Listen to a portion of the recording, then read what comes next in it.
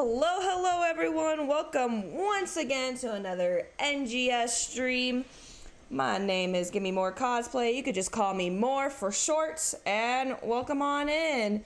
Today we are going to be streaming ReGen Ghost Bands versus Magnitude Bands, both in the Division B West. This is a replay game, so nothing is going to be really live besides our reactions. Today I have Shane with me, co-casting with me. Welcome, Shane. Hello, so glad to be here. It's been a while since I've done a good NGS cast, but I'm really excited to get back into it. And Division B, there's hopefully going to be a lot to see and a lot of fun to have in this series. So I'm really excited. Oh, thank you for joining me today. I'm glad I'm not all by my lonesome for once. Well, looking at this matchup, ReGen Ghosts versus Magnitude here in Division B, I believe B. Yeah, B West, and this is a really important matchup for both of these teams coming into it. ReGen Ghost fighting for a playoff spot going in towards the end of the season, and Magnitude in the middle of the pack in the playoff race, trying to find as much position as they can going forward towards that postseason. So, pretty important game here for the end of the season for both of these teams. I'm really excited to see how this matchup shapes out. Definitely, yeah. I'm just looking at those stats as well. It's going to be a tough game. Hopefully, Magnitude can get up there, get into those playoffs, but we will have to see. So, why don't we actually go ahead and look at the map view, see what was picked, see what was banned. I got here on ReGen, they went ahead and banned Braxis Holdout and Volskaya Foundry. And then we have Magnitude Bands. They went ahead and banned Sky Temple and Altric Pass. And we're going into a first game of Cursed Hollow. Who do you think is going to take this, Shane?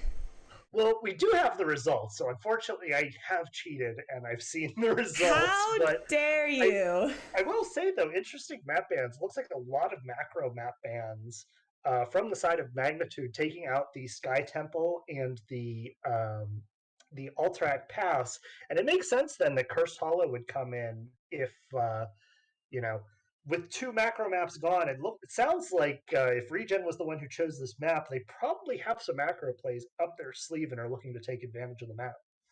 Yeah, definitely. And we can go ahead. Do you want to talk about the draft? I mean, I can't see it at least until we get into the replay. So I would say let's just get into the replay and then we can talk a little bit about team comps at least. But I'm excited to see what the two teams have in store for us, though. Definitely. All right, well, let's go ahead and get into this first game with ReGen versus Magnitude Bands. I'm excited to see how this is gonna go. I didn't cheat and I didn't look at who won. I just quickly downloaded the replays and went from there. Well, I'm really excited. These are actually interesting team comps here. And there's a lot to talk about as we get into it. But first, did you want to introduce us to the side of Magnitude? Yes, over here on Magnitude, we got eDay15 as Dahaka, Andrew as Anduin, Giggleshmack as Tychus, Jazon as Kael'thas, and AA Ron as Joanna. Ooh, they let a Joanna get through. That's interesting. Real quick side note, I actually think you might have your stuff backward. That should be on the right side. Oh no. But real quick, I'll get into the side of Magnitude. We have no control on the Mephisto, Punk on the Blaze, Wraithling on the Alexstrasza, Captain Roberts on the Diablo, and Dr. Blunch on the Zeratul. They switched it up on me, even though this is a replay.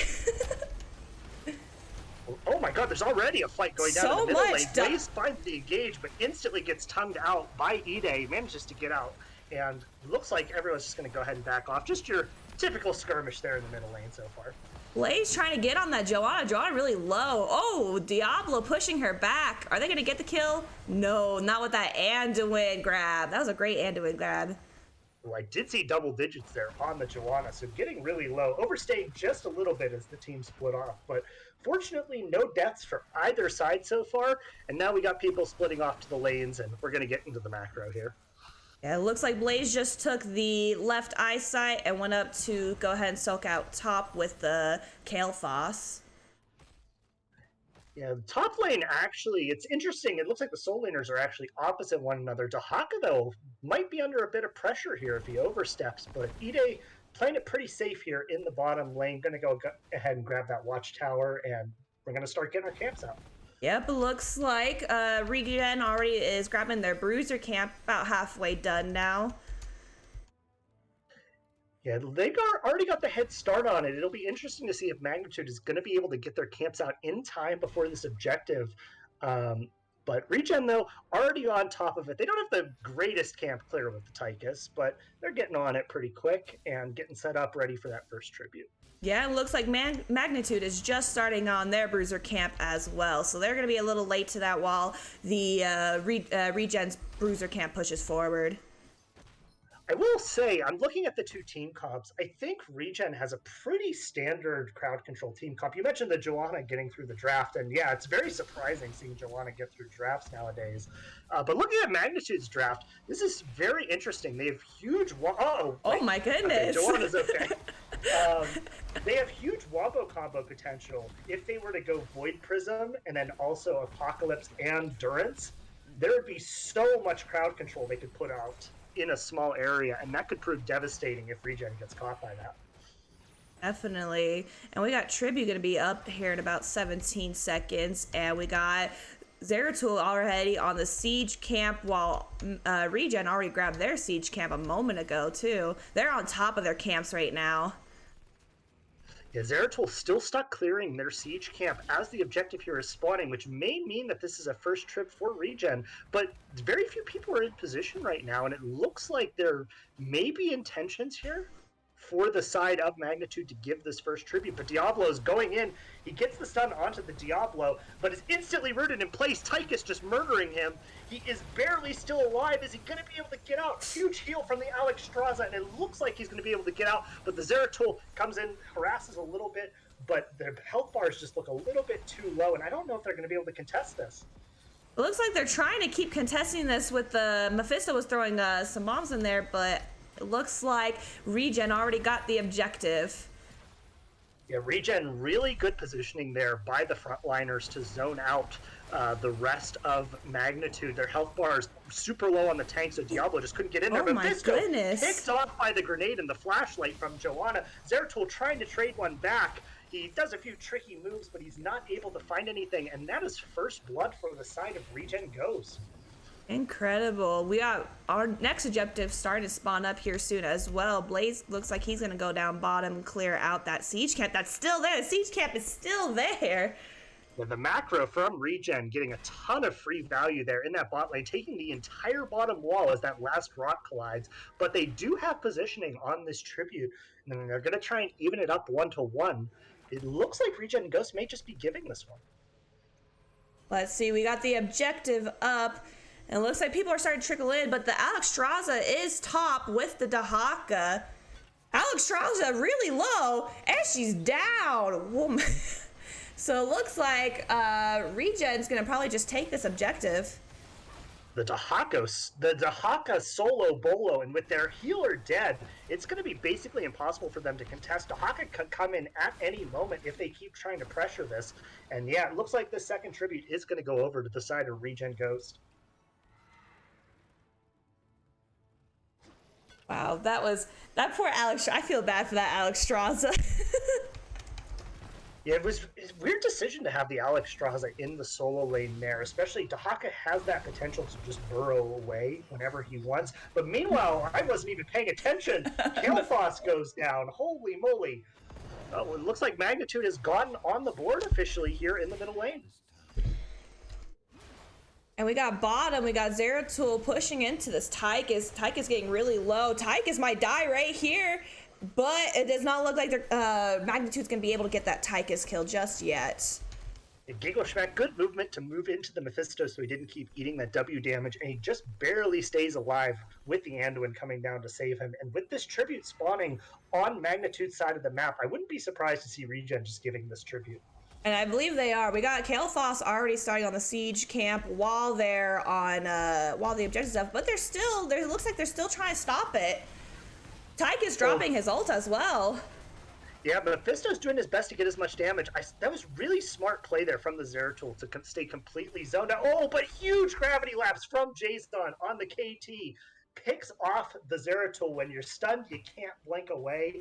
And it was as easy as that. And now with 10s online for the side of ReGen Ghosts, they're going to be able to get this. And now they're going to try and fight for this Bruiser camp as well. I think they're going to get it. Blazers are trying to come in with a stun, but they don't have their 10s yet. So looks like they gave it up. And Mephisto's still trying to poke in a little bit, but they're pretty okay. They're going to go ahead and exit safe and get to their lanes, try and get as much damage done as they can with this tribute. But that's a lot for this team to clear up, and they don't have great wave clear on the side of Magnitude, so this camp's going to do a lot of damage. Definitely, and both teams do have 10s now, but ReGen's still up a level at a level 11 right now. It looks like they are going to conform. They're gonna convert this bottom fort here, and they're gonna put a bunch of damage onto the Mephisto, but he should be okay here. It doesn't look like they have the damage. Phoenix is committed. Interesting. You got the Zeratul behind. Could Zeratul maybe go for a pick here? And Anduin pull, but doesn't matter. Zeratul was able to teleport over there, but he's gonna have to back out. Got way too low there. Really good gravity lapses from Jason this game. He's been pretty much single-handedly holding this Zeratul in place for the team and allowing him, keeping him from going too crazy in the back line. So really good play so far from Jason here on the KT. It looks like that pick has been working out so far this game. Definitely, it's definitely helping them out right now. And it looks like ReGen's gonna go ahead on to their siege camp and their bruiser camp while Dahaka's soloing that bruiser camp. But we got a boss fight possibly coming up here. And Joanna's scouting it out, and the boss has just been started, so they have plenty of time to come to this objective. Joe does get stunned up, though, but the rest of the team is coming in, and it's going to be a big fight. APOC has already been committed. Diablo, though, getting held in place. Ide digs in on the Dahaka. They're trying to focus down this Diablo, and they will get him, but Mephisto doing a ton of damage. Salvation comes down to lower that Mephisto damage. They try and turn onto the Mephisto. The boss is still going crazy around the boss pit, but it looks like they're going to try and turn and finish this boss before the rest of Magnitude can stop them. This is a crazy fight. It looks like ReGen is going to take that camp, but Zeratul down. Good stop from the onto the Zeratul, onto the Blaze, but the Blaze is rooted and it's going to die here as well. Man, I saw that the Durance went right through the Void Prism. I wonder if Zeratul is dead, can you recast Void Prism? Because I don't think you can, but that's what it looks like. Yeah, I don't know if it was miscommunication or if it's while you're dead you can't recast Void Prism. So that was interesting that the Durance missed there. And it looks like ReGen's just going to go ahead and hard push down this bottom. We'll see how much they can get with this boss. Looks like they're at least going to get this bottom wall and possibly the keep. Boss is only at half health. Ooh, Joanna oversteps a little bit, though. Does have that trait and the Anduin pull, but Zeratul is in there trying to find the kill, but good positioning there from Ide on the Dahaka to frontline for his team and keep the chase from converting any kills. And this boss almost able to take this entire bottom keep.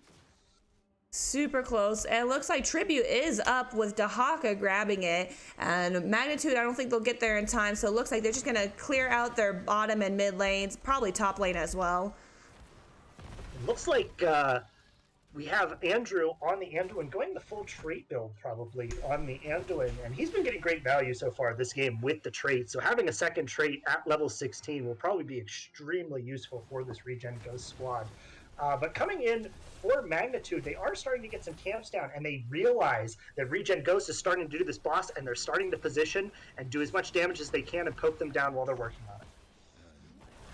Let's see, Mephisto going in, trying to poke this out, trying to poke the Joanna Diablo onto the Dahaka, but Dahaka's stasis is alt popping left and right now. Oh, Oh, huge Holy Word salvation from the Anduin. Saves the Tychus. He is able to dash out, but he's still so low. Blaze is stuck in a corner, though. He has no one to support him, and he's going to go down. Zeratul tries to trade one back, but he's not able to stay in the fight. And with that Draken laser drill down, they're going to have to disengage. So much damage from the KT. Tychus is able to convert it with the grenade, and now Magnitude is left running for the hills. Diablo doing everything he can to save the rest of his teammates, and I don't know if he's going to be able to get out of this one. Kael'thas's collecting it while they're taking on to the Diablo. Diablo is unfortunately going to die to the Anduin. It looks like they're going to go back and start the boss all over again. Yeah, it was a really good effort there from Magnitude. They sniffed out the boss play and realized that that was one of their best chances to look for that fight, but they just weren't quite able to convert it, getting split up a little bit in the team fights. And also, the Void Prism Apocalypse combo didn't line up properly in the fight. I feel like if they're able to link up these ultimates, they could win team fights even while they're down these talent tiers. I definitely agree. I think we're going to be able to maybe see a comeback once they hit 16, as long as Regen does not hit 20 before they hit 16. Yeah, that Mephisto level 16, a huge power spike for him once he gets that % damage on the W. The camp going to be stolen away here by Regen, and it looks like they may try and siege down this top keep here. Yeah, boss is only 3/4 down, but it looks like they're going to go ahead and back up, and they're just going to focus on objective. They do have already 2 tributes, so it is a safer move to go ahead and try to get that 3rd tribute. Yeah, it looks like, unfortunately for Magnitude, they're going to have to just give this tribute. They have a boss and a siege camp to deal with, and yeah, they just can't do anything about it. And now, with the second curse underway, bottom keep is probably going to fall from the pressure, and mid's going to be under a lot of pressure with this bruiser camp as well. Agreed. And let's see if maybe Magnitude can possibly get a pick here. If Regen steps up the wrong way, I think they could easily get a kill. Yeah, they're just doing what they can to posture. They really want these level 16s, but it's still a little bit too far away. Mephisto, though, doing some good chunking, forcing Anduin to keep the heals going, but it looks like this this middle keep is pretty much a foregone conclusion here for Regen Ghost. Agreed. And it looks like they're trying Zeratul looked like he was trying to soak out bottom, trying to just grab that 16, but it wasn't enough. We got Tychus ult, Zeratul ult popped down with the Apocalypse now. Stuns everywhere, left and right. Oh my goodness. Oh my goodness, wait a minute. They land the Wombo combo, but a huge salvation from the Anduin manages to save him. Health bars are so low, though, for Regen Ghost. Mephisto going forward, looking for the damage. Zeratul in the backline. He gets one, but he instantly gets blown up there by the Tychus grenade. Mephisto trying to finish off the Tychus. He does find it. And now Ide is trying to kill the healer in the back, but will he be able to get out of this? Only Mephisto left alive. And actually, he could maybe just kill him by himself. I think that's what he's gonna try to do. Looks like Joanna's coming back as well to help try to kill this Mephisto and maybe end it right here. Let's see what happens. So much pressure coming in. All 3 lanes, no keeps alive, and now with all the catapults rolling in, although we do have respawns coming in for the side of Magnitude, they might have overstepped here on the side of Regen Ghost. And they do have 16s, so Mephisto has that extra damage burst now. There's a really good blessed shield there by Aaron on the Joanna to save them as they disengage. But Ide, though, did get caught by the flip, and he might be in trouble here. He's trying to dig away. He does not. He cannot get out. Roots popped onto him, and he's just going to eventually fade away, unfortunately. This might be a... Oh, go ahead, sorry. I was saying, really good job by Captain Roberts and Punk to get that interrupt on the dig. Always making sure you hold the crowd control ability so Tahaka can't just sneak away like that. Really well played there by the front line to make sure they get that kill, and now they're turning on to the boss. Yeah, it looks like we got Regen. They went ahead and got their bruiser camp, and it looks like they're just going to go to their siege camp. I don't think they realize that they're on boss, or if they do, they just don't care. Yeah, with the Dahaka dead, they probably just can't contest it, and it's probably just much safer to play for that level 20. Joanna, known for how strong she gets as once she reaches this late game, and they can deal with this boss. They still have plenty of structures alive on the side of Regen Ghost. They might take some wall damage, but it should be all okay in the end. Definitely, and even then, Magnitude wouldn't be able to push with this boss. They got bottom and top minions pushing in onto the core, so they got to clear that out. And once again, it's another race to 20. Yeah, with 20s now online for the side of Regen, they probably will be able to get this tribute. I don't know, though, how much of a difference these tributes are going to make, though, with all of the structures down for the side up magnitude. Regen Ghost could just look for a play at just about any moment. Could even try and just sneak core if they find the right angle. But for now, they're going to get that first tribute, and teams are just going to play some macro for a little bit as magnitude works towards that level 20. Definitely.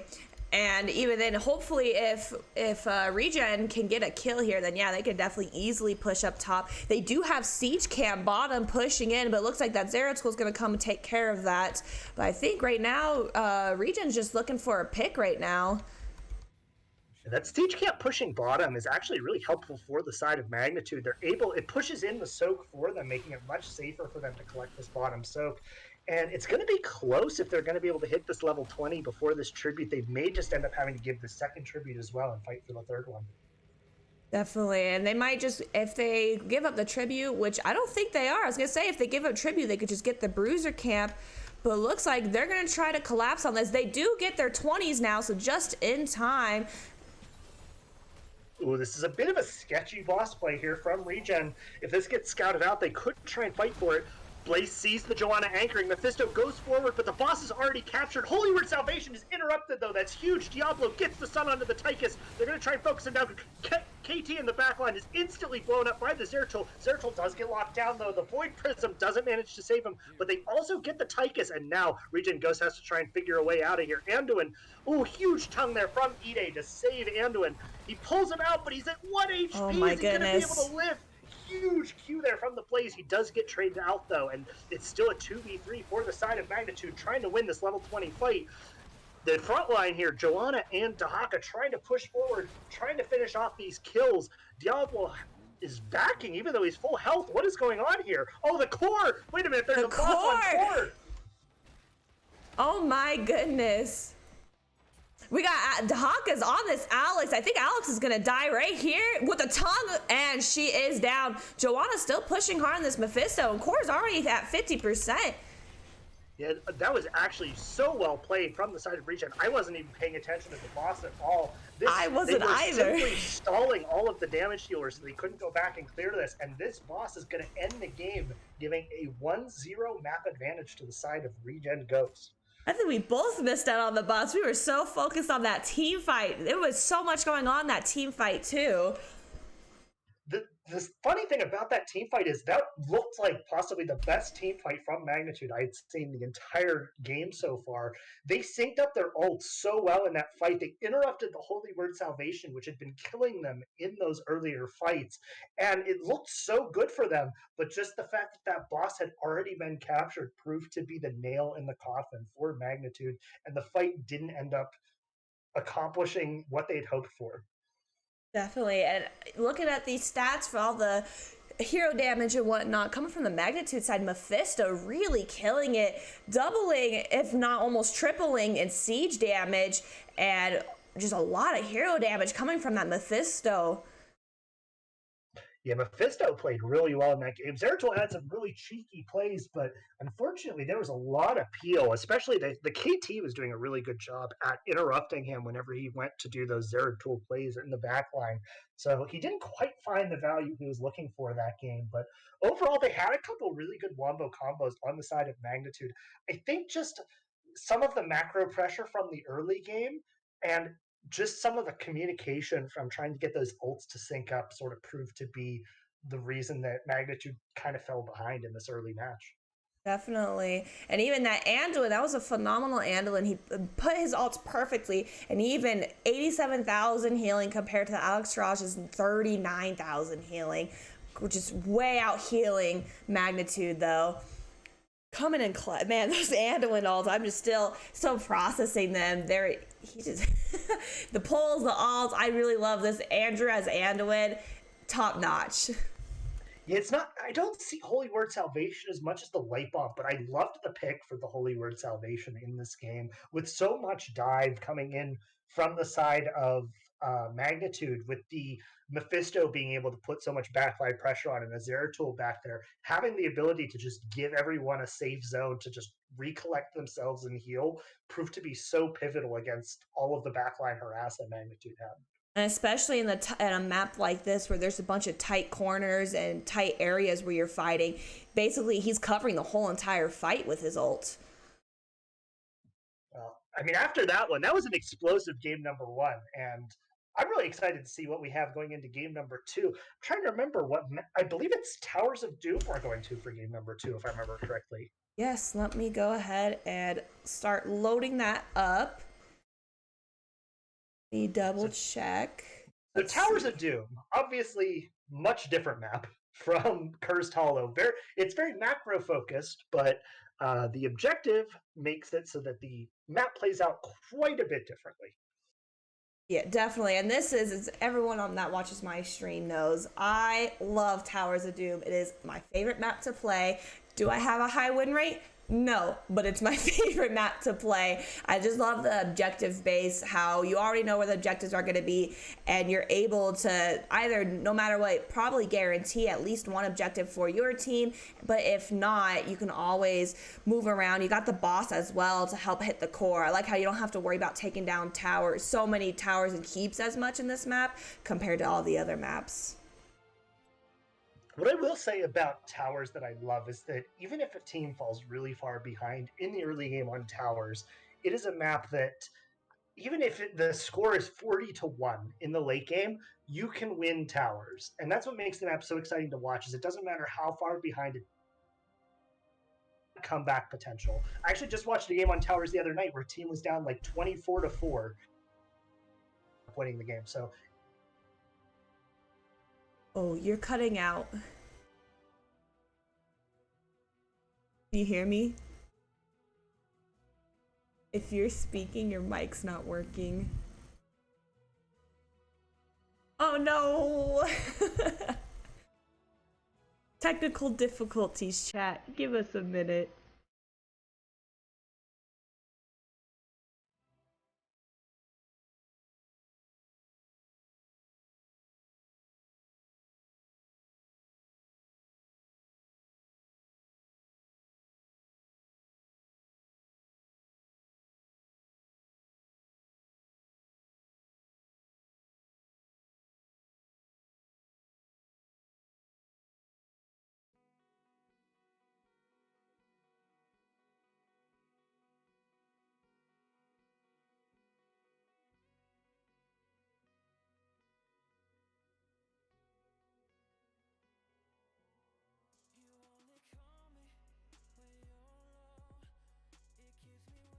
oh, it's working? Okay. There we go. Okay. I don't know what happened there. I guess Discord just sort of dropped me for a second there. Yeah, but I mean, especially after we saw that Magnitude drafted a pretty heavy late game comp for the Cursed Hollow map. So even if they were to fall behind on Towers of Doom early with a comp like that, they would have a lot of time to scale and come back in the late game, which I think could keep things interesting. Definitely. I think that's why Towers of Doom is also one of my favorite maps, because you could be 8-24 with your cores and you could still come back easily with that. Let's go. Oh, yeah, overall, I'm excited to get into this map. Let's see what the teams are able to draft and put together here as we get into game number two. I'm excited. I'm still waiting for a team to play Nazebo because I do love playing Nazebo, but I don't think no one's going to play Nazebo in these matches. Yeah, it looks like no Nazebo at least this game. Although I did see a team play Nazebo on this map and double soak with it, which was interesting. But not to be had today. It looks like relatively standard teams, although there's a Stitches comp coming out for the side of Magnitude, and they also have a Rhaegar. So Rhaegar managed to get through the draft, and I mean, I'm sure everyone knows just how strong Rhaegar is on this current patch. Him and Joanna basically sit on the ban bench every single game that I watch. Yeah, it's very hard to get a Joanna Rhaegar game in, but I feel like people are more so letting Rhaegar pass through now because I feel like people think is as powerful, or maybe people are like, I could play Rhaegar, but in reality, they really can't. Yeah, that totem attack speed slow and spell power reduction getting moved to 7 definitely hurt him a little bit, but I mean it's still such a powerful talent, and then also just having a baseline cleanse, he just feels so strong to have, and he can use it offensively as well, which is just so amazing. But it looks like we're going to go ahead and get into the map here. Did you want to introduce us to the side of Magnitude? Yes, of course. On Magnitude, wait, let me make sure I got my sides right. Magnitude, we got Punk, right? Yes, I believe so. Yes. Okay, I was making sure. I'm like looking at the different teams on my other side. All right, so on Magnitude, we got Chromie, Punk on Chromie, Wraithling on Rhaegar, Captain Rogers on Stitches, Dr. Blunch on Hanzo, and No Control on Hogger.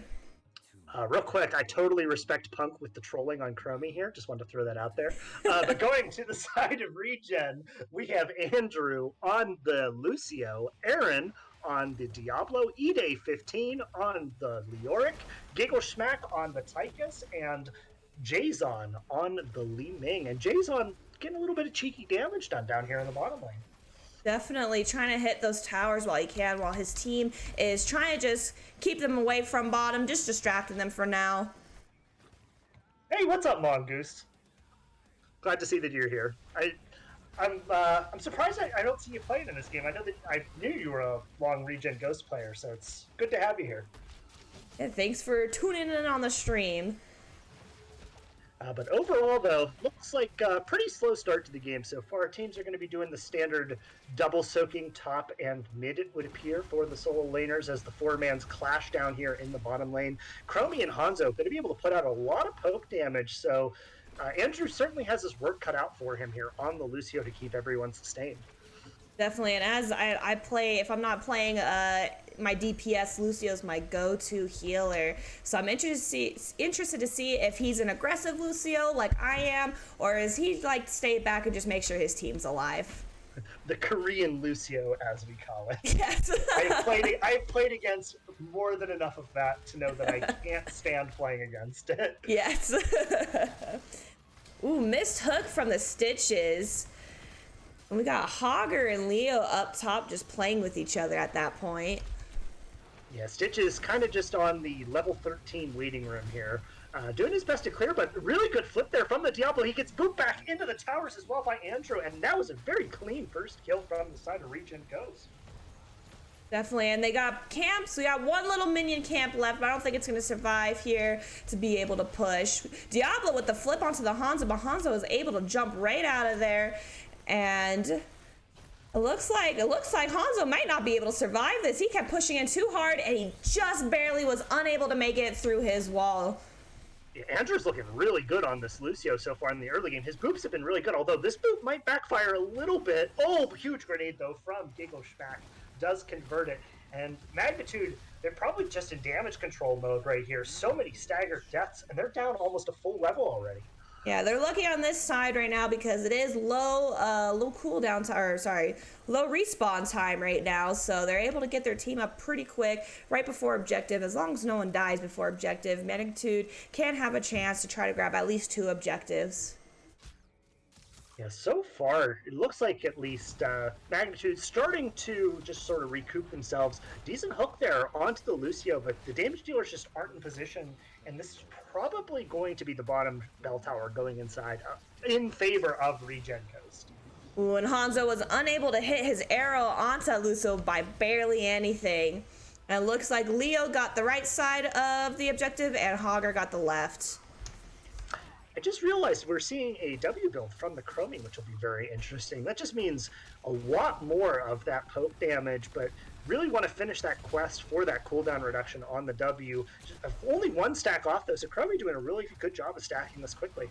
Yeah, definitely. Once she gets those stacks in, she is not going to be fun against. But Tychus getting the hook. Diablo able to get the Tychus out of there, and the Lucio boop helping out as well. Captain Roberts actually landing a good amount of these hooks onto key targets, but Aaron is doing a great job on the Diablo, engaging as soon as he lands a hook to deny them from following up on it.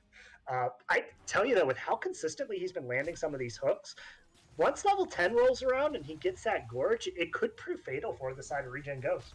I agree, especially if they pull up too much. But Diablo coming in with the push and shove, but is unable to get that Hanzo kill with the Hanzo jumping out of there, and Stitch is missing a hook, trying to grab that hook in the bush. Oh, Rhaegar, though, walks right into the Diablo. Diablo engages onto him, but the Chromie W is actually really good. Split the team a little bit, and looks like no kills are going to come out. I did want to say, watching the Hanzo, I had no idea you could flip over the bell tower while it's not spawned like that. Neither did I, so now we both learned something new with Hanzo. Just goes to show how much I play Hanzo. Same. I feel you on that. It looks like we have objective up coming in about 10 seconds. And no camps are able to push to hit anything. Yeah, it looks like both top... It doesn't look like they're going to trade, though. Regen Ghost looks like they're positioning to go aggressive on this, but they do have the full 5-man here from Magnitude. The Lucio does get hooked in, but he instantly pushes off back to the team. I don't know if they're going to be able to get in here. Tychus does interrupt it with a grenade, but he gets Temporal Loop. This could be deadly. So much damage onto the Tychus, and he goes down instantly, and Regen Ghost is going to have to get out of here immediately. Leo's going to Wraith walk away, and that's a kill over to the side of the Magnitude, and that was a great Temporal Loop. That was impressive. We got both Leo and Li Ming going ahead and soaking out both of top and bottom. Hanzo just keeping his eye up here. Not sure if he's trying to fight this Leo, or it looks like he's able to get out of there, though. Well, Hogger, though, is under a bit of pressure down the bottom lane. Good spin, but he doesn't actually bounce off that wall, and he's going to be a dead man there as the 3-man collapses on him and gets him. But down in the bottom lane, they're going to try and do as much damage as they can, but the Chromie just now came back from base, and they're not actually going to get a lot of damage done in return. Definitely. Leo going back up to soak up top. Diablo, he was looking for maybe a gank, but that Chromie is like, I see you there. You're not getting away with anything. Keeping my eye on you, Diablo.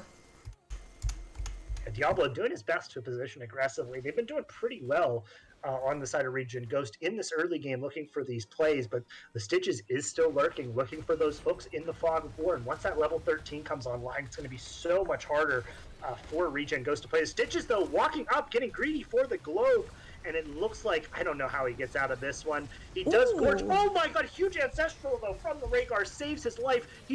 But he does end up going down, getting hit by that Ming Orb. Diablo getting low, as is Jason. Are they going to be able to convert it? Ming does go down. The Diablo, though, is able to walk away, and it looks like in the end, it's probably going to be just a 1-for-1 for both teams. Definitely. It looks like we have level 10s as well. I love the Lucio high five. Not a lot of people play high five, and it upsets me because high five is a really good, it's a really good talent to go. Ooh. Ide takes a big chunk there as they try and get this camp out, and this looks pretty firmly like it's going to be Magnitude's cap here, and yeah, they're going to go ahead and get it down. Ide's still trying to do this, but they're down the Li Ming, and there's so much pressure coming in. They know he's doing it. Huge hook there onto Diablo. He's going to get stunned. They do manage to get the camp out, but a lot of damage gets pumped. The Temporal Loop is onto the Lucio. Is he going to be able to survive it? The W goes down, and he gets popped. Entomb is committed, but there's nobody in it at this point, and it looks like it may just be a 1-for-1 here for the side of Magnitude. Sorry, I got so distracted by everything going on. I was so focused. I lost track. I was watching that fight and so intently. I was hoping that they could have, that Magnitude could have got that Leo kill. That Leo was just so low. Oh my goodness. Looks like... This is why I need to get back into casting. I need to get my Rap God play-by-play casting skills going again. Yes, dude, you're doing phenomenal. I know. Like, I'm just like, you know what? You're saying a lot more than I can because I just trip over my words. It's hard for me to pronounce words sometimes. And so listening to you just doing it, I'm like, yes, I don't have to do the team fights. Trust me, I trip over myself. I'm sure I've already done it like how many times this replay cast No one notices it. No one notices it. Overall, another Temporal Loop onto the Diablo, and he gets hooked out of it and gorged. Diablo, goodbye. Hello, Good darkness, stop. my old friend. Oh, wait, actually, that was a really good charge there. Ooh, And a a great huge high but the five. arrow from downtown finds two. Lucio's going to go down. Diablo does get away, but Lucio did have to give his life for his main tank. And now map control is pretty much firmly in the hands of Magnitude here. And we got objective popping up right now, both mid and bottom. And it looks like Regen's going to just have to give both of them. I don't think they're going to try to contest it. And now it's a 28-20 advantage of Magnitude for the first time in the series, really taking control of the map. Giggle Schmack having to pop that Neo Steel coating in order to survive some of that Chromie damage. He does end up getting time stopped by his own Chromie, but they land the hook onto the Diablo, and he's getting temporal looped. Oh, this is going to be a lot of damage here, and he is going to go down. And now this bottom bell tower is going to be under fire. Yeah, especially on this map, you always want that bottom tower. That is your win condition lane right there, bottom towers. You got both of the camps there to try to push in and get those extra points in. Oh my goodness. Ooh. And another hook onto the Lucio, and he's getting gorged. Ide doing his best to try and lower the damage of everyone. With that spooky ghost build, he is able to high five away. Diablo using the flame breath to try and lower the damage, but Hogger is just going crazy in the back line. He is able to hortapult out, and the arrow catches Ide as he comes out of the Wraith form. High five just a little bit too late. Lucio barely able to survive that. And another 1-for-0 for the side of Magnitude. This Stitches pick is absolutely... Oh my goodness! This Stitches pick is just running wild over the side of Regen Ghost. This is incredible. I was just about to say this is why I love high five, because if you are an aggressive Lucio, when you get in there, if you're starting to get too low, as long as a teammate is near you, you could save yourself, but not when there's a Stitches around. And it looks like Magnitude's also going to go ahead and take that bottom tower, while objective is going to be coming up in 15. We do have also a camp pushing bottom lane, and it looks like Magnitude's going to also grab their left camp to help push that in, try to get some extra points while Tychus comes down. Nope, Tychus might come down and try to save from the camps, but we do have objective up.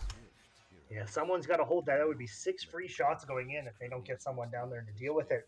And it does look like Regen's going to be able to cap their bell tower, but that's 10 shots for the side of Magnitude going in. And now Regen Ghost is in a bit of a predicament with only 10 core health left. They're going to have to figure out what the strategy is to get back in this game. And looking bottom, Chromie was able to loop the Tychus and get that nice Chromie kill on there. Stitches missing his hook, and it looks like Regen's just trying to stop this camp from pushing in, but it's going to be a little difficult. Yeah, Ide using that ghost build to hold them in place so the Li Ming can start clearing them out. But yeah, I mean, this lockdown from the side of Magnitude has really been giving Regen trouble in this series. They're going to have to peel out to defend this mid lane, trying to get a pick there onto the Hogger, but Hogger's pretty safe against this team, having both Hortapult and the spin there. I found out actually not too long ago that you can just spin through the Orican Tomb, which feels really stupid, but I guess Can you that's really? Yep, you can just go right through the wall. It's really stupid. What's the point of having it tuned at that point? I hate it. I feel that I could see if maybe he bounced back and forth between the wall, but not going through it. Yeah, it's so sad playing Leoric into Hogger because you just can't entomb him. It's oh wait, hold on. Diablo goes for the engage there on the Chromie, but he gets instantly gorged, and the disengage arrow from the Hanzo keeps any follow-up from coming. Diablo is going to have to do what he can to survive. Ide is here now, though, to help to peel the Hogger in the back line. The temporal loop catches, and the hook goes right through as he dies and catches the Lucio, and that's another 2 kills for the side of Magnitude. And now this is probably going to be another 5 core shots going over, and boss is almost going to be a win condition at this point. Yeah, it looks like Magnitude is going to go ahead and skip the objective just for right now. It looks like actually Chromie's going to get the objective while they push in mid and try to get that mid tower and possibly try to rotate to get the top tower too, try to get those single shots going in. This is actually really smart macro play from Magnitude. Taking that makes it 6 shots to go in, and now Boss wins the game if they manage to take it. They do have respawn starting to come up, though, from the side of Regen, so they should be able to contest it. And it looks like Magnitude's going to kind of slow play this, get some shots, and maybe try and use that as an opportunity to go for this boss. Well, it looks like they're starting boss now while Chromie and Hans are in bottom camp and Hogger's up here. Regen might be able to do this with the comeback since Magnitude does not have a 5-man with the Leo all popping onto the Rhaegar kill, but amazing Hanzo all on those 4. Yeah, Lee Mingmill getting super low. It's sniped there from the Hanzo, does get it. Now we're in a 4v4. Health bar super low for the side of Regen. Lucio barely alive in the back line. All the health bars are so low, but they have to go for this or else the boss is going to end the game. Huge Chromie W confirms the Lucio. Ide doing what he can on the Leoric to lower their health bars, but the Stitches is going to be able to survive it. And now with the full team wipe, it looks like it's going to be map number 2 going over to the side of Magnitude. What a game this one's been. Yeah, what a crazy last fight there, too. I really thought Regen was going to be able to come back since it wasn't too much of a fight there, but Chromie and Hanzo was able to get back up there on time and getting those 4 shots into the core. Next map was going to Magnitude. I mean, you got to say it. The Stitches and the Chromie played such a big part in this game. The temporal loops and the hooks just Oh, found man. so much value over the course of the game. And Regen just didn't really have, they had to have those high fives on point to save people, but it is so hard to react to a Stitches hook as Lucio and get that high five before the hook reaches them. Yeah, if I knew, I think it would have probably been better. I hate saying this, but Lucio probably should have went ahead and gone sound barrier. It might have been able to help his team a little bit more. I get wanting to play that high five, especially because he was playing pretty aggressive. But man, sometimes you just got to go with the sound barrier. It could have possibly saved his team with those temporal loops and from whenever their teammate gets scored, try to help them keep them alive a little longer. I'm surprised Temporal Loop actually went through so much with them having the high five on the loser. They actually have a cleanse for the Temporal Loop, so it's interesting that it felt like the Temporal Loop was actually going through so often. I didn't actually, I think, see a Temporal Loop that was cleansed much that game. I don't think so. I saw that either. I don't know if maybe the player just doesn't know or if he just couldn't reach it or maybe he had a high five previously before the temporal loop was able to hit.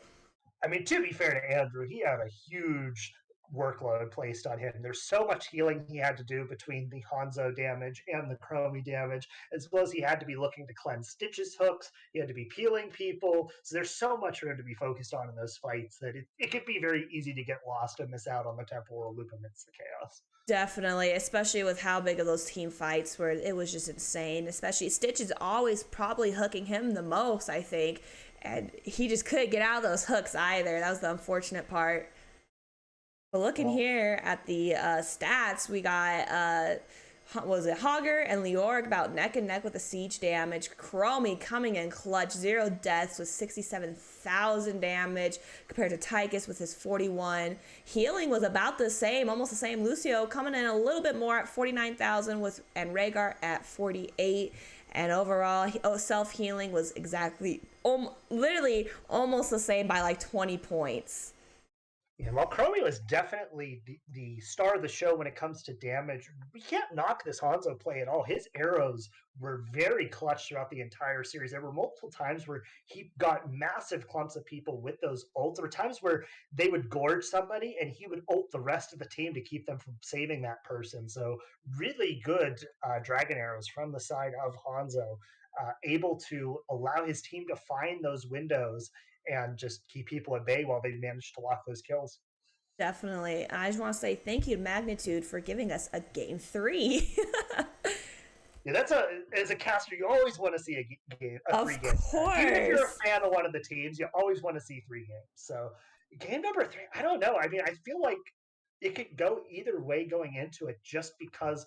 I mean, game 1 looked pretty heavily Regen Ghost sided, but game number 2 looks pretty heavily Magnitude sided. So I mean, it could be anyone's game going in. I believe game number 3 is on 2 of the Spider Queen, if I remember correctly. Yes, it is my second favorite map. They're just loving me today. I appreciate them picking some of my favorite maps here. Yeah, 2 of the Spider Queen, though, I will say, at least with the picks I've seen so far from Aaron this series, Joanna and Diablo, 2 of the best tanks to have on 2 of the Spider Queen. So many walls to knock people into as Diablo, and of course, you get a lot of wave clear if you get that Joanna pick. But overall, though, it's a very exciting map, a lot of different macro plays to be made across both teams, and having those 2 turn-in spots can lead to a lot of skirmishes. Definitely. And before we get into the next game, I need to take a quick break just for a minute and I will be right back. Well, then I might as well also take a break for a moment. So, Yes, um, break time. quick break, and then we'll get right back. And I'm excited for game number 3. So am I.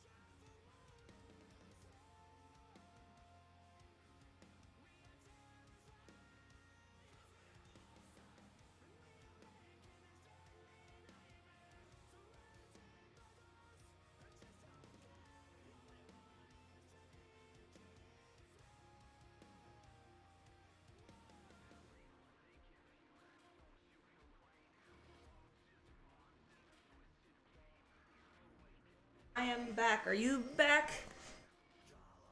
I am here. Yes. Right. Sorry about that. I have a foster cat, so I gotta check on him every so often, just make sure he's okay and whatnot. Well, I'm sure the stream wants to know what's the cat's name. All right, so I just got him yesterday. His name is Simon. He's a long hair orange and white cat. He is 8 years old and he is the biggest sweetie ever. He just couldn't stay in the shelter because it was just way too overwhelming for him, especially with older cats. It gets very overwhelming. So I took him in yesterday and he loves belly rubs. I've never seen a cat love belly rubs more than this cat. And it's so cute. And he's a big chonkers too. So adorable. All All right. right. So setting up for game number 3 here. So overall, I mean, I'm excited to see what sort of comps we're going to look at. I wouldn't have been surprised. I know we don't get to see the bands before the game, but I wouldn't be surprised to have seen Stitches eating a band going into game number 3. I don't know about you. I don't know. I feel like they're going to ban the stitches. I think they had enough of those hooks. I think they probably, I would personally probably let the Joanna go, depending on, once again, if you really look into the other team, seeing if they have a decent Joanna player or not. But I might let go of the Joanna ban and ban stitches instead. That stitches was way too good. I would easily ban it. I took a little sneak peek at the draft, just pulling it up on my phone, and you will be surprised to know that Region Ghost did in fact ban Stitches. I think they've had enough. Yeah, I was just pulling it up as well to see what the bans were, because if they didn't ban Stitches, I think they were just trying to give up the game at that point. Well, I'm ready to go in whenever you are. Let's take a look at these team comps here. I'm excited. Yeah, definitely. Let's get this game started. All right. Wow, actually a pretty interesting team comp. It looks like they're going with the Uther solo heals here for the side of Regen Ghost, which is going to be interesting. Meanwhile, we have a Rhaegar once again making it through draft over to the side of Magnitude. The Chromie as well going through, and a Deathwing coming in for the solo lane for Magnitude. Interesting. I'm interested in seeing the Deathwing, especially since Regen, we got Giggle Smack going on Tychus. He's going to be able to hopefully easily kill that Deathwing. Tychus and Deathwing is not a good matchup. I will say, Tychus is a counter to Deathwing in the sense that he has the percent damage, but I will say, if Deathwing goes the mage build, it can sometimes be just so hard as Tychus to get close enough to Deathwing to actually minigun him. Especially if the Deathwing is positioning properly, you'll just have to walk through his fire to try and hit him, and that's always a losing trade. Yeah, and that's something I like to do a lot whenever I play against a Deathwing. Walk into the fire and just scream. Well, that's the thing, right? You tell yourselves as a team, just don't walk into the fire. It's just that easy. And then you play the game, and you walk into the fire anyway, and you can't help it. Yep, and my team always yells at me. They go, "Why are you walking through the fire?" And I'm like, "I don't know." Well, it looks like we're loading up here. Did you want to introduce us to the side of Magnitude? Yes, we got Punk on Chromie again, Wraithling on Rhaegar, Captain Roberts on Murden, Dr. Blunch on Falstad, and No Control on Deathwing. And for the side of Regen Ghost, we have Aaron on the Garrosh, Giggle Smack 3 games out of 3 on the Tychus, Jason once again back on the KT, Andrew on the Uther, and 8A15 on the Blaze. I just want to say, I love that name, Giggle Schmack. Not Giggle Smack, it's Giggle Schmack. I love that. I know Giggle Smack. He's a super cool guy. So, but surprised to see him playing so much Tychus. Man, and they really put him on Tychus duty, haven't they? They have, and hopefully at this game, hopefully it pays it off. And definitely losing one of those plates early. It is interesting to note that he actually might be going the melee bruiser build this game. He did go the level 1 Dragon Soul. Oh, but Murden does get thrown in, and the jump was interrupted there, so that's going to be a lot of damage sticking to him. Ooh. Barely living with double-digit health bars, but he is going to be able to get away and start healing up with that passive. Yeah, incredible jump out of there from Murden using his Unstoppable 2, trying to keep him alive. Looks like we got Garrosh looking for a toss here. Might be able to toss the Murden, but he's going to actually get out of there. He doesn't have any follow-up to be on that toss. Yeah, Chromie was kind of taking over solo lane duties for a little bit while Deathwing was up top, but I expect to see them now starting to flip the roles. But it looks like Chromie might actually try and sneak this bottom camp real quick while they're working on the rotations. Definitely, and Blaze and Deathwing fighting it out a little bit. Yeah, Deathwing looking to trade somewhat aggressively. He has that fly, and there he goes into the melee form, so that's what I was expecting to see him do here. And Blaze is going to have his work cut out for him into that melee build. He does see this camp, though. This could get interesting. See, we did have a stop on the Blaze, but it looks like Deathwing is able to keep him out for now. And let's see who gets the camp. It looks like Magnitude does get to keep the siege camp. And Regen was rotating down, but it was a little too late there. And we do have Deathwing at half health, while Garrosh turning in his 6 gems, and Kael'thas trying to turn in his 3. There's a really good job there by the Deathwing to zone there for the Chromie. The rest of Regen Ghost was on the way to try and contest that camp, but they managed to get it done just fast enough. And now they have that bottom lane pushing, and Deathwing is playing very aggressively in the solo lane. Definitely, he's gonna lose this next plate soon if he keeps playing this aggressive. I'm shocked Regen isn't going back down to help him out, but they're pushing hard up top though. Yeah, overall, the soak game a little bit in advantage here for the side of Regen. They are a couple gems up, just a little bit though, and starting to trickle in a bit of those turn-ins. But overall, so far a much less brawly early game out of these two teams than the last two. I think they both learned that they need to play possibly a little more passive this game. It is scary. This is the game to end games for this series. Yeah, I'm sure the nerves are up there. Like I think we mentioned at the start, old Murden though, huge CC chain, really well played by Regen, locking him down perfectly and getting that kill.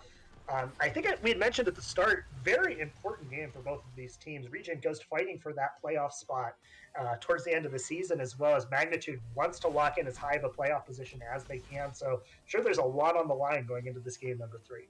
Definitely. And we had Blaze getting attacked by that Deathwing, was able to get out of there. And it looks like Regen might be able to fight this Deathwing. Deathwing with a great stun on both Uther and Blaze. But it looks like Manitou's going to try to come in. It's a 2v5 right now. Murden hopping left and right. Playing hopscotch over there. Deathwing trying to get out of there. And we'll see if he can. But he's going back in. I don't know what this Deathwing is doing. Yeah, he is the bruiser build, so he gets a lot of healing from his W, but he's in mage form right now, so he can't actually trade that aggressively. And now he's only going to be on 2 armor plates for a little while, which makes him a little bit squishier here. But in the middle lane, a whole bunch of damage there from the Chromie. The bomb spread, though, is not going to go on to anyone else. But yeah, now the teams are really starting to pick up the tempo here as we reach towards turn-ins. Here's to see what Kel'Thuzad does. Doesn't look like he's going, oh my gosh, why did I forget the build? What's the other thing? Oh, I can't speak. What's Convection. the other? Convection. There we go. It doesn't look like good. He's not going convention. I'm curious to see if he's going to go living bomb and the forever bomb spread. I did want to say, now that I'm looking at it, the Uther pick this game might actually be specifically because of the Chromie. He's going to have... Oh, wait, he did go the cleanse at level 7. Interesting. Into Chromie, who went Temporal Loop last game. I don't know how I feel about that. The cleanse just feels like it gives so much value into both Murden Hammer as well as the Temporal Loop. But we do have the first turn in as Ide sneaks it down bottom, coming in for the side of ReGen Ghost. Yep, and it looks like ReGen is going to go ahead and either... It looks like they might rotate top. They did get a stun on that Murden hopping out of there while Chromie was trying to back. She's low on mana. And it looks like they're going to push in mid. Oh, really good Goodness. job there by the Uther, getting the stun as the Falstad tried to barrel roll away and locks in another kill for ReGen. And now with the Falstad dead, they might struggle to clear these web weavers. Definitely. We got Deathwing and Blaze fighting down here. A little lower in the mid. Oh, the Garrosh flipping and stunning the Murden. Murden is able to jump out of there. There was no DPS really to help out to get that Murden kill. But even then, I think Murden was able to hop out of there anyways. Yeah, it looks like Web Weaver's probably just going to be taking walls in just about every single lane. Shouldn't be anything too crazy, although this top lane Web Weaver's actually still pretty healthy, and ReGen has rotated up. Oh, but the Temporal Loop's coming out now. Will he be able to survive? Looks like, oh, they want to go for this. Murden gets the stun, but a huge gravity lapse from the KT catches the Rhaegar and the Murden and forces them to back off. They do want to try and get this Murden, but a cleanse comes out from the Rhaegar, allowing him to escape. And I don't know, it looks like they're not quite going to be able to take this top fort. No, definitely not. I'm wondering why the Garrosh keeps flipping this Murden in when we know Murden can just hop out.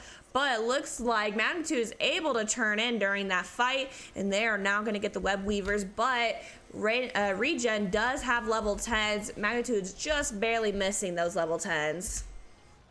Ooh, they might be looking for a play on this top side, though. Ooh, Deathwing going in hard right into the Tychus. He's going to lose a ton of health for that. And the Web Weavers are coming in, and they do get good priority. Oh, but the Murden, though. Oh, and he gets interrupted out of his jump, and that's going to be a confirmed kill. And yeah, I mean, it's interesting that they're flipping the Murden so much, but if they are able to keep interrupting his leaps, I mean, they could just kill him on cooldown like this. Yeah, just like that. They heard me speaking from the past.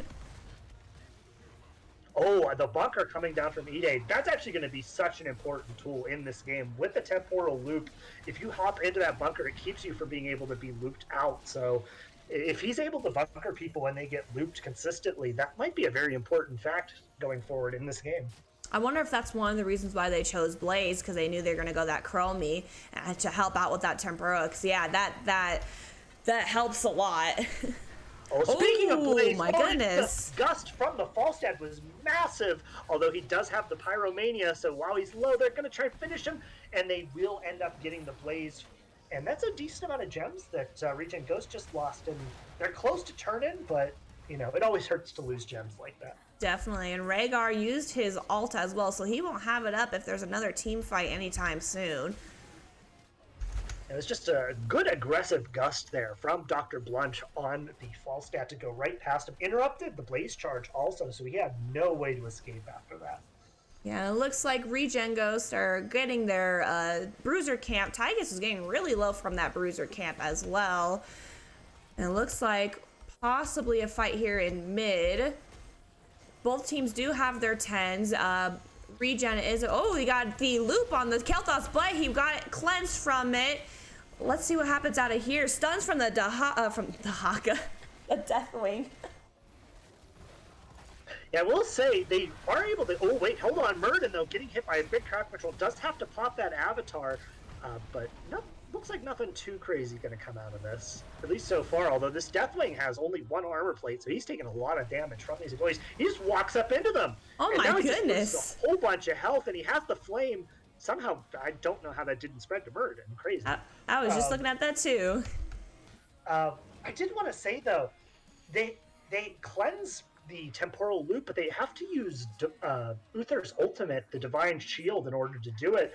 I feel like just having that level 7 cleanse would just be so helpful in this game because he wouldn't have to commit the Divine Shield. What in the world is Deathwing doing? He just lands in the middle of everyone and loses all of his health instantly. What the? I'm hoping that was a misclick because that was, he might even die here if he pushes in a little too hard. Odin was popped. Garrosh pushing him out of it. Bunker was dropped all the way at the bottom for some reason. Oh, but the Phoenix is committed though, and Deathwing's health bar is just so low. He really wants to be aggressive into this, but he just can't lock up. And the Web Weaver though, it has been stalled by this mid camp, but down in the bottom lane and the top lane, the Web Weavers are going to be finding a lot of value during the siege. Oh, but we have an engage here. The Murden gets locked down and blown up instantly, and now the mid is going to be under fire as well. Yep, and top has a very heavy push coming in there. Lots of minions there as well. So does bottom. Bottom slowly making their way, and by the time bottom, if they don't get there anytime soon, probably maybe take the wall down. We'll have to see. But as top is going down, so is mid. Yeah, ReGen Ghost really taking control of this map. They still have a Web Weaver down bottom, which will probably take this entire wall. Deathwing, though, is landing again! In the middle! He just loses all of his health! Is he gonna live? No, he does not. Him off. Oh my god, wait, hold on. Huge gust, though, pushes the Garrosh back in. The time stop, though, allows them to do a whole bunch of damage so low on the side of ReGen Ghost. Murden trying to find more, but the damage just isn't there, and they're gonna disengage from the side of ReGen Ghost. I understand the Deathwing went the level 7 landing lower spell damage, but you can't just land into a Tychus like that. No, definitely not. I don't know, maybe he's just trying to bait them or something, but I mean, even if he did, he definitely he was the bait and they killed the bait. But I do want to say that the blaze ult, the bunker down right in the middle by this wall here, that was a great bunker. Was able to block out the enemy team a little bit there. And I saw the Garrosh was trying to get into it, but he kept getting stunned, so he wasn't able to. But it looks like ReGen is going to go ahead and turn in majority of all of their gems. They still need to collect some more, but it looks like they're going to try to go into a fight with Tychus getting really low. But it looks like Magnitude is going to push on in and possibly get this Garrosh kill. A lot of trouble. Deathwing doing his best to zone everyone else out. The Divine Shield isn't quite up yet. Still 14 seconds. Garrosh somehow is able to just shrug off everything. And now it looks like they may even try and turn this. Tychus putting a lot of damage back onto the Deathwing. They aren't going to be able to survive. It's crazy that the Garrosh was able to survive that, but that armor from his passive just makes him so hard to kill when he gets to those low health bars. And we got level 16s on ReGen and level 14 with Magnitude. So they are down a little bit by 2 levels. They need to hurry up and get their 16s or it's going to be another XP issue here. ReGen Ghost, though, sneaking up towards this boss. They're going to try and take it. They don't have the greatest boss take with KT and Tychus. So let's see if Magnitude is going to be able to sniff this out. They may just end up clearing and having to eat this boss. I think they're going to, Magnitude looks like they're going to turn in their gems, so they're going to be able to have objective up while the boss is pushing as well. Yeah, the level 16s are online for ReGen Ghost, so I can understand this Magnitude why you wouldn't want to fight into that. But they didn't actually get the turn in, though, so this boss is going to do a lot of damage here. They got to get back on the side of Magnitude to defend this. We got Deathwing pushing in mid. I think he just says, I'll just get the mid, and hopefully if they take top, they take top.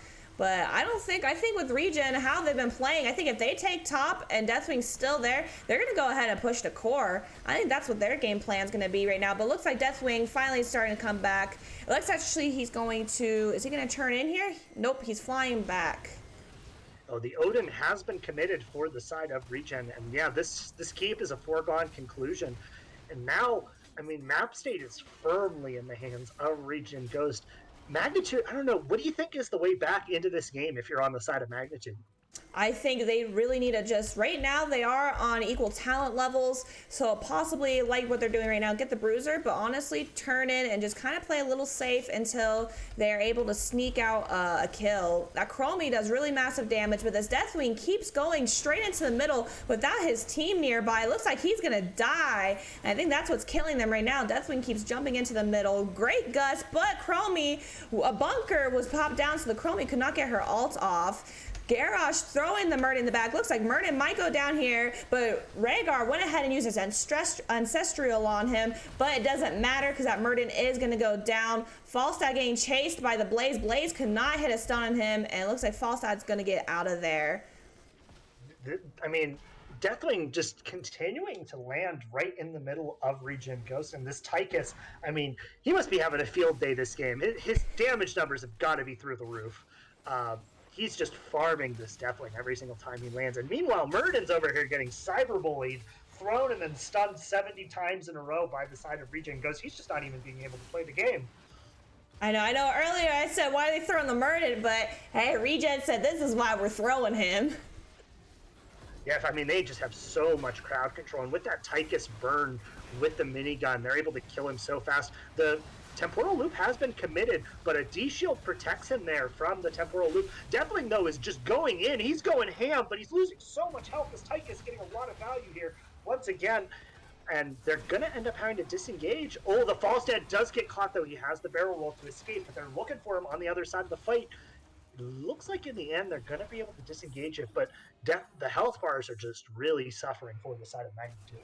Yeah, and Magnitude couldn't get too much out of that objective. They were able to get to the walls. Oh, I lied. They were able to get that bottom keep. It looks like they're going to go in for a fight again with that. Oh my goodness, toss going everywhere. Bunker was dropped. I don't know if they're going to be able to get a kill here. Murden coming in with the stun onto the Blaze. Blaze has very little mana. I just don't think Blaze is going to be able to get out of this. We got Garrosh on with the Chromie ult. Everyone's super low. Rhaegar was able to get the Murden healed up, but looks like both teams are just going to go ahead and back off. We do have one little Winion on the side of Magnitude, hitting Magnitude's cord, but he died. R.I.P. Winion. We'll never forget you. We'll salute you. He tried his best. But overall, I do like this, though, the decision to just go ahead and let them have the turn in. I mean, you're getting your level 20s online for the side of Regen Ghost, but this is your one chance as Magnitude to really try and stabilize this map. They got to try and get as much value as they can here because they're really struggling to hold control of their base at this point. Definitely, and that definitely needs to stop just flying right into the middle of the team because that's what's getting them killed is having that Deathwing down. Now it's a 4v5, so if that Deathwing can help out a little more, and that'd be the best situation for Magnitude right now. I wonder if it's because of that level 7. It's that syndrome where because it says you want to land next to people, you try and do it. But against a Tychus, you just take so much damage so quick as Deathwing. And, I mean, you still have that, I think it's either 4 or 6 second period where you can't cast any abilities when you first land as Deathwing. So he's just a sitting duck whenever he lands, and he just takes it. Exactly. And I'm wondering, I wish we could see the draft because I'm hoping he didn't pick the Deathwing after they already picked the Tychus. But speaking of Deathwing, he's a little cornered here, but it doesn't look like Regen saw the Deathwing in his big body. He's able to fly out of there safely. That would have been scary for Deathwing. Crouching Dragon, hidden Deathwing manages to escape from the bot lane, but it looks like they might be able to get a pick here in this top lane. They see the Murden, but the Deathwing landing again, and now he's got to try and find his way out. He might have to commit his ult. He does, but it looks like Regen Ghost still wants to try and push forward. Garrosh taking a good chunk of health, but they are going to be able to disengage, and no casualties yet as Magnitude tries to hit level 20. Yeah, it looks like Regen doesn't have enough gems to turn in, but Magnitude does. They have exactly 60, but that's if no one dies here and they're able to turn in. Regen's just not going to let them, though. I think they're going to keep an eye on both turn-ins and try to get a pick here. Both teams are 20 and 21 now, though. So I'm interested to see how these fights go. The level 20s are actually really big for Magnitude. Getting that level 20 Gust is massive. That Wind Tunnel is just such a crazy ability if you're able to get it cast into a wall or in a small choke or something like that. It's interesting. Muradin goes Hardened Shield at 20, which I actually love. He's been getting focused so hard this game. Being able to just give himself 75 armor whenever he wants would just be incredible with how much focus he's been receiving. And I think that might be able to help them push through this as well. He might be able to save himself, give himself the armor, and if Rhaegar needs to, use an Ancestry on him as well. Okay, so place your bets now. Will Deathwing land in the middle of Regen Ghost? Yes. He hasn't shown otherwise yet, so I'm thinking he's going to, but I'm hoping it's for the better. I'm hoping that he lands in there right around now would be a good time. Right in there. He's in there. Wait a minute. Huge fight breaking out, though. The Divine Shield has already been committed, but a Gust manages to catch up only Garrosh. Interesting. The Blaze is just going crazy in the backline, trying to get the Chromie, but he does overextend a little bit and get punishes. The Deathwing trying his best. He's at 1 HP. He does go down, but now it's a 4v4, and Gigglesmack is taking a lot of damage, and it does look like both teams are going to have the gentleman's agreement here and call it at a 1-for-1. Real quick, though, while this fight's going, we got top Winions coming in onto the core. I don't know if Magnitude's noticed. Huge Q there from the fall stand, managing to pick off the KT in the back line. I wonder if Regen's trying to stall for the Winions, but this... Oh, the fall stand really wants it, but his team isn't there to back him up. It does look like he's going to be able to get out with that barrel roll, though. But yeah, somebody has to answer these Winions. There's just so much core damage coming right now. Yeah, but it looks like they already went back and was able to. But I think Regen's going to be able to get this turn, and they only need 2 gems, and Garrosh just got collected 3. So it looks like they're going to be able to turn in and push this in. Oh, and no, they're going to bait it out. Interesting. I mean, this turn-in probably just spells disaster for Magnitude if they're able to get it. And not quite yet. They're not quite able to get there. And I mean, it's so hard for them to contest this. The Deathwing was down. I wonder if the Fly was up for the fall stand. That might have been their only chance to get to the turn-ins in time. Yeah.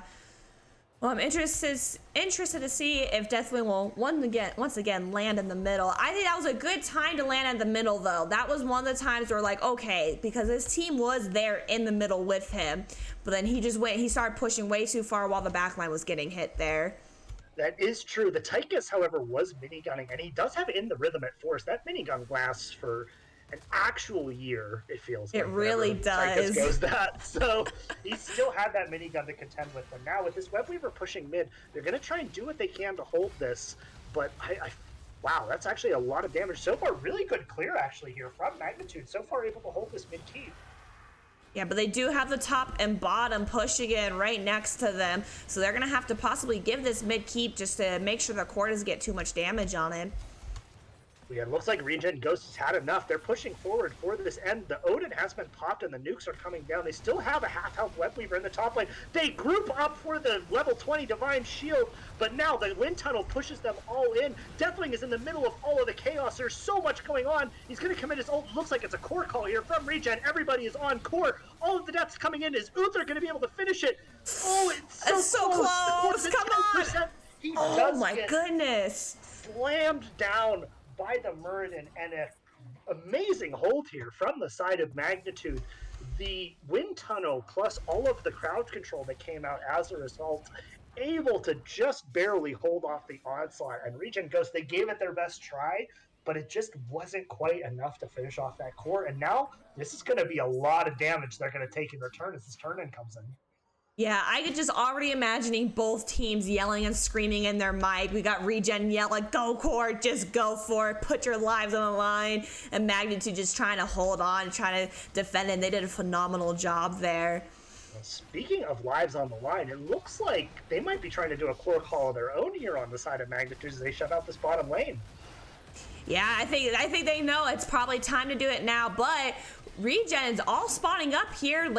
We got Kael'thas. Everyone's just spawning up right now, so it's gonna be a little tough here. Can they pull off another fight here? Great gust coming out from the Falstad. They're not able to get in there. Core is going down pretty quick. Everyone's going back and forth on this. Can Magnitude get in? It looks like Magnitude's backing up a little bit. I don't know if they're going to commit to this, but Rhaegar goes down, and so does Falstad, and it looks like, oh my goodness, everyone just goes down. Chromie's in the back line trying to poke this. It's at 14%. She cannot get it. What an incredible comeback from ReGen, both at 10%, 14%, but they're going to get a little bit of time possibly because they do have the blue web weavers coming in, so. Yeah, red team, I assume, is going to just end the game here, but they had to keep at least someone bottom to clear up that web weaver because that web weaver could just kill the core at this point. Honestly, the real MVP, I didn't see who it was in that fight, but somebody stunned that Falstad, and because they managed to kill the Falstad in that fight, I think that's what saved the core. His Q has 154 stacks and was just chunking that core, but a valiant effort there by the side of Magnitude, but in the end, it looks like map number 3 going over to the side of ReGen Ghost. ReGen Ghost taking home for the series. That was an intense ending for a game. I think it's the best game 3 I've had so far. That was super exciting. I can only imagine the chaos in their comms during those 2 core plays. I mean, you could tell by the way both of the teams were playing. They had eyes on core and nothing else. And ReGen, they were so close to doing it. And then same for Magnitude, they were so close to doing it, but there were just little things on the core calls, just the Falstad getting caught during the core push by some stuns. And also for the ReGen side, just the Tychus being able to be brought down. And those are the little things that are able to bring those core calls apart. But valiant effort, though, by the defenses on both sides to hold those cores and focus onto the right targets. Agreed. And incredible, insane siege damage and hero damage coming out from Chromie. Chromie coming out with 208,000 siege damage. Holy crap. And then Kael'thas coming in with 150,000 siege damage. Got Chromie with 95,000 hero damage. Tychus with 79. Healing pretty equal. 74,000 from Rhaegar. 76,000 from Uther. And everything else looks about same and equal. I would tell you I'm surprised that Tychus was top damage for the side of ReGen Ghost, but he was, as we say, having a field day with the Deathwing. So. He really was. I'm really curious to wonder, though, I think I said it earlier, if they picked the Deathwing after the Tychus pick or before the Tychus pick. I wish I knew. I'm very curious about that. It's very interesting. He went the melee bruiser build as Deathwing, which in theory actually looks, if you were to remove the Tychus from this team and have only the other 4 heroes, it looks fantastic because they have Blaze, they have Garrosh, and they have Uther. So that's 3 people you can be in melee range of consistently to heal off of. But that also just puts you in close proximity with that Tychus, and it's so dangerous as Deathwing to get that close to the Tychus. I mean, you just watch your health bar disappear. He's like a magician. Really is, yeah. That Deathwing, he was killing it. I thought maybe he could get it. The Tychus was a little iffy, but then yeah, once he went that melee pick, I don't know if he was gonna. I don't even know if he went the other route, if he would still be able to pull through, because that Tychus was just killing him nonstop. Either way, I'm really glad we picked up the series. It was really back and forth actually from start to finish. And even whenever it looked like one team was in the driver's seat in that game number 3, it was just so close in that end game. Magnitude almost pulling off the crazy comeback. So I'm really glad we ended up picking up this series. So am I. That was an extremely fun game to watch and to cast, and especially being able to cast with you, Shane. Sorry. Trust me, I did it both ways. You just get numb to it after a while, My best friend's name is Sean, and so I have that engraved in my head. And so I glanced over, double check your name. For some reason, I just saw Sean, and I was like, wait a second. But I'm very happy. I'm thankful you were able to come and co-cast with me today. I definitely enjoyed this. I definitely thank you to Magnitude and ReGen for having such a phenomenal back and forth game. Definitely could not tell who was going to win that, especially at the very end. There, oh my gosh, 10 and 14% cores, insane. Yeah, and really good players on both teams too. I know actually a bunch of people on both of the sides. I know Wraithling's one of the web gurus for, I believe it's for Heroes Profile or the website, or one of those two. And of course, ReGen I mean, this org's been in NGS for probably as long as time itself. So, great players on both teams, and they were super sportsmanlike with each other. So, always glad to cast some great players like that. Definitely. And like I said, I just want to thank you for co hosting with me. I had such a great time today. This was super fun, especially since I didn't have to do all the talking. I was able to let you do a lot of the talking, and you were definitely better at the team fights than I was.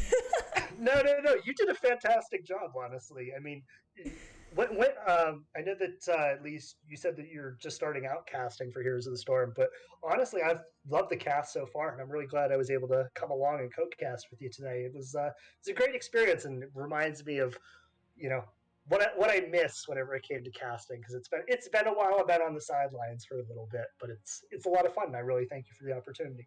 Are you saying you're going to come back casting now? Listen, it's always a possibility. Who knows? I think you should do it. I think everyone would enjoy having you come back casting.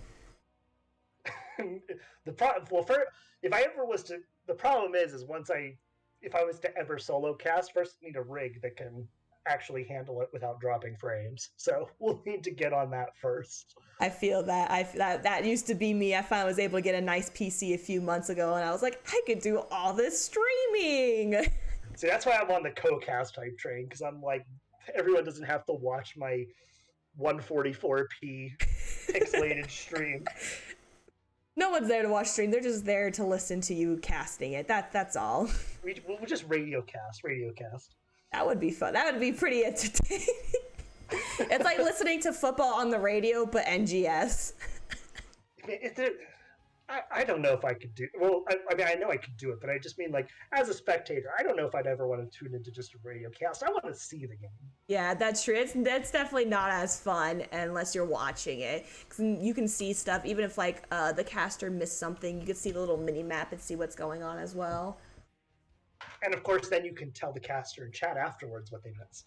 That too, or while mid game, I've had that happen while I'm casting. Like, look at the boss. Like I told you earlier, look at the boss. I'm like, oh, they got boss. And I have a 2-minute stream delay normally whenever I do live games, so I don't look at it until 2 minutes later. I'm like, oh hey.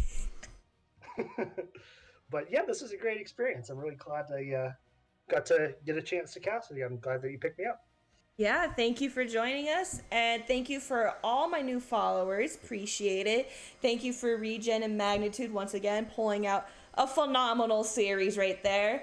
And that's going to be it for me today. I don't know when the next time I'm casting is. More than likely tomorrow. I've been doing this every day now, so more than likely tomorrow. But other than that, thanks for everyone. Once again, thank you, Shane, and everyone have a good night.